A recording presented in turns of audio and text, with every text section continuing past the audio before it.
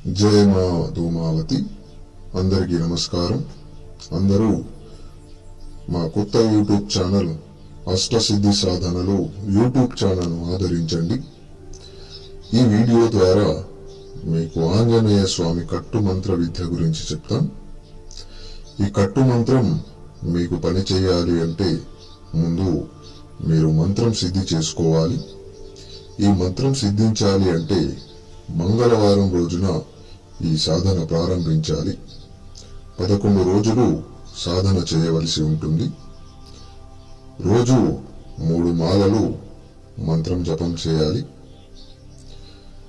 ఈ సాధన తూర్పు దిశ వైపు ఎరుపు రంగు ఆసనం వేసుకుని కూర్చొని రోజు ఉదయం 4 గంటలకు జపం చేయవలెను.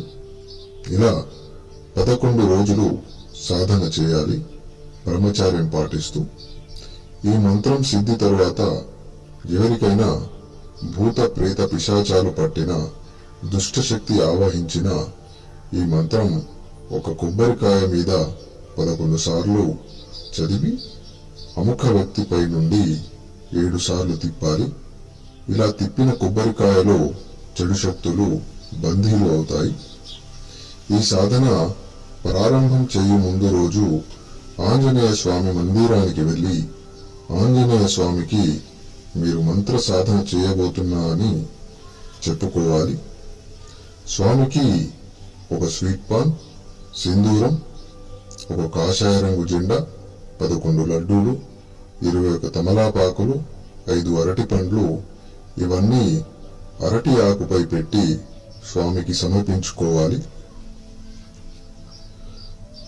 సాధన చేసే రోజు ఉదయాన్నే లేచి స్నానం చేసి కాషాయ రంగు వస్త్రములు వేసుకుని ఎరుపు రంగు ఆసనం తూర్పు దిశ వైపు పరుచుకుని కూర్చోవాలి. ఎదురుగా పీఠం పెట్టి పీఠం మీద ఎర్రబట్ట పరిచి పిడికెడు బియ్యం పెట్టి బియ్యం మీద ఆంజనేయ స్వామి విగ్రహం కూర్చోబెట్టాలి. ఆంజనేయ స్వామికి కాషాయ రంగు సింధూరంతో తిలకం పెట్టాలి. ఆవు నెయ్యి దీపంలో పోసి దీపం వెలిగించాలి. అగరబత్తులు వెలిగించాలి. నైవేద్యంలో లడ్డూలు, మిఠాయిలు, పండ్లు, స్వీట్ పాన్ లాంటివి పెట్టాలి.